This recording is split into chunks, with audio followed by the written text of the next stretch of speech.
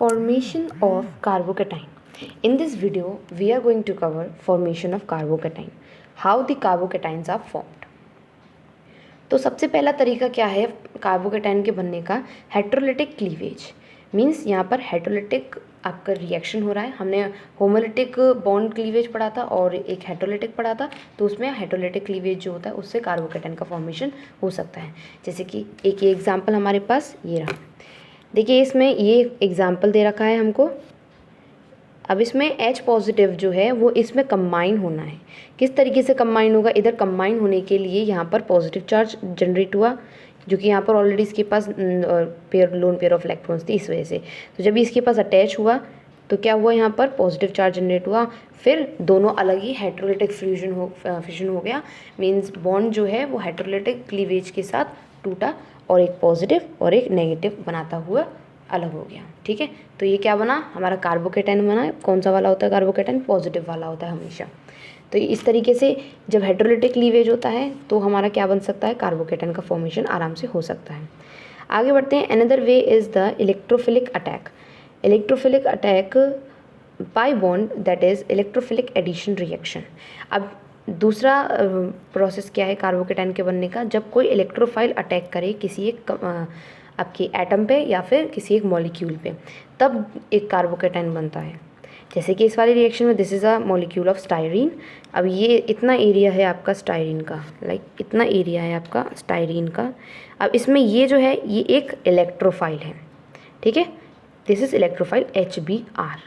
अब ये इलेक्ट्रोफाइल इस पर अटैक करेगा तो क्या होगा? यहाँ पर एक रेडिकल भी बना रहा है. देखिए इधर रेडिकल और यहाँ पर एक पॉजिटिव चार्ज भी आ रहा है. और Br जो होता है वो नेगेटिव चार्ज के साथ अलग हो जाएगा. तो जो पॉजिटिव चार्ज कंटेन करेगा दिस इज़ कार्बोकेटाइन. ऐसे बहुत सारे एग्जांपल्स होते हैं.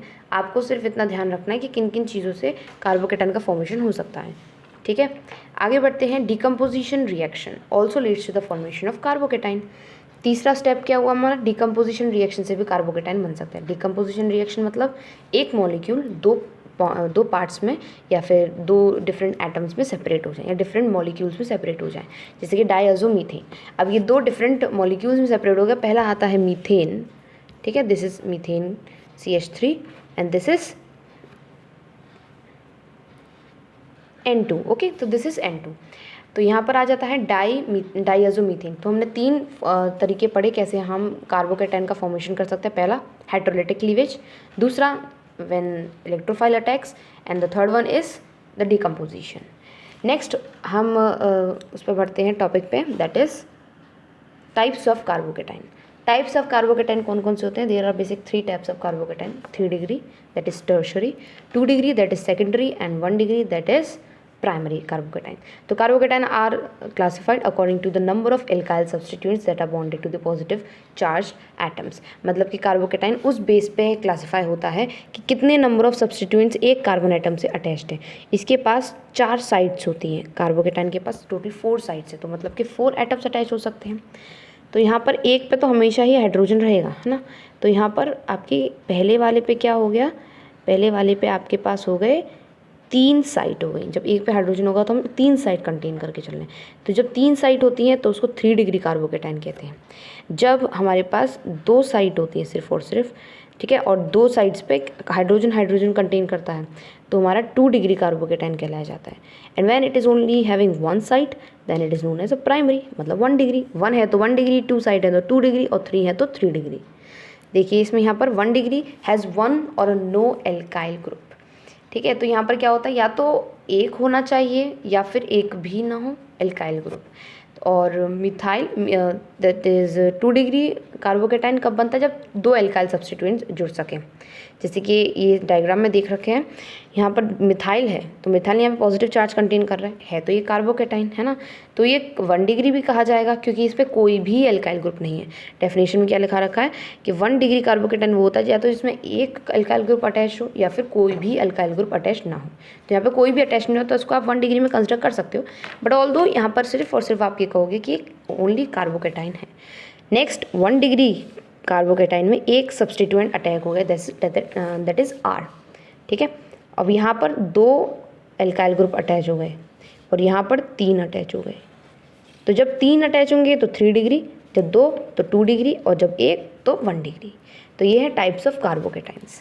If the carbon bearing the positive charge is adjacent to the carbon carbon double bond then it is known as allylic carbocation. मतलब कि अगर कार्बन कार्बन का डबल बॉन्ड के जस्ट बगल में पॉजिटिव चार्ज होता है तो वो क्या होता है, एलाइलिक कार्बन होता है। ठीक है, क्या होता है वो, एलाइलिक कार्बन होता है। जैसे कि इस केस में देखिए यहाँ पर डबल बॉन्ड है, डबल बॉन्ड के जस्ट बगल में इस वाले एटम पे क्या है, पॉजिटिव चार्ज है, तो ये एलाइलिक कार्बन हो गया। Next, if the carbon bearing the positive charge is adjacent to the benzene ring then it is known as benzylic.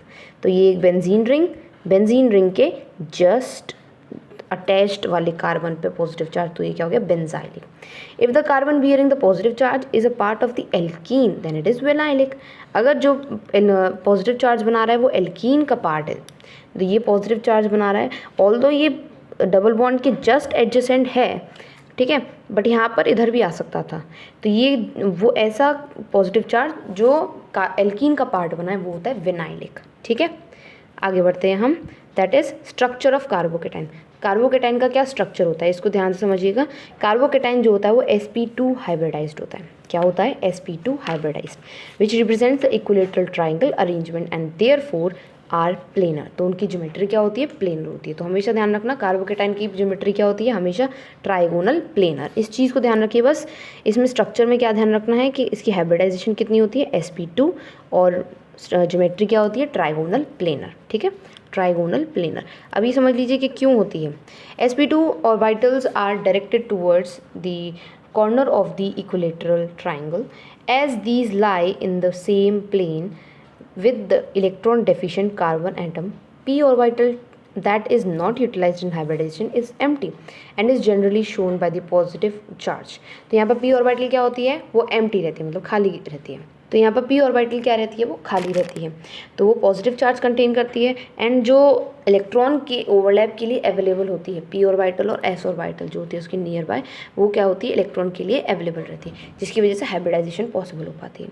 तो यहाँ पर हाइब्रिडाइजेशन किस तरीके की है, sp2 हाइब्रिडाइजेशन, और ज्योमेट्री क्या है, ट्राइगोनल प्लेनर।